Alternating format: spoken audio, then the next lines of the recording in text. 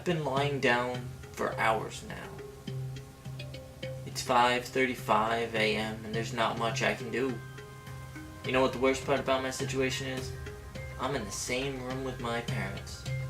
They keep looking at me, and I can't help but look back and try not to cry or scream. Their eyes are focused on me, and their mouths are wide open. There's a strong scent of blood, and I feel so paralyzed with fear. Here's the thing. The second I make any hint that I'm not asleep anymore, I'm completely screwed. I'll die, and there's nobody around to save me. I've been trying to think of a way out, but the only idea I have is to rush for the door and run outside and scream for help, hoping my neighbors would hear me. It's risky, but if I stay here, I'll surely die. He's waiting for me to wake up and see his masterpiece. You're probably wondering what's going on. I do get ahead of myself sometimes. About 3 hours ago, I heard screaming from the other side of the house. I got up and went to check on the noise before realizing I had to use the restroom.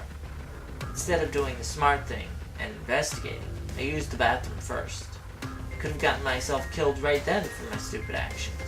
But I actually did my business and took a peek outside of the bathroom. There was blood on the carpet.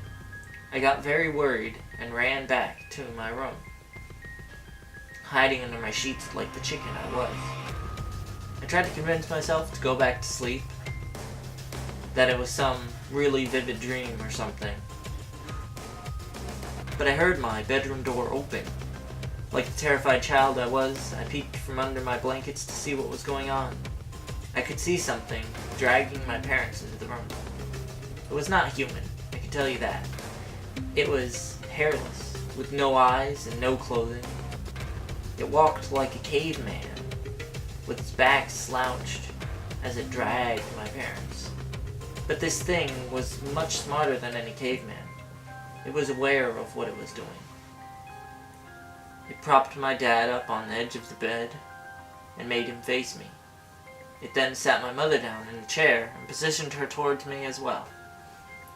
It then started rubbing its hands upon the walls, staining them with blood, and then drew a circle with the devil's pentagram in it. This thing had made what it could probably call a masterpiece.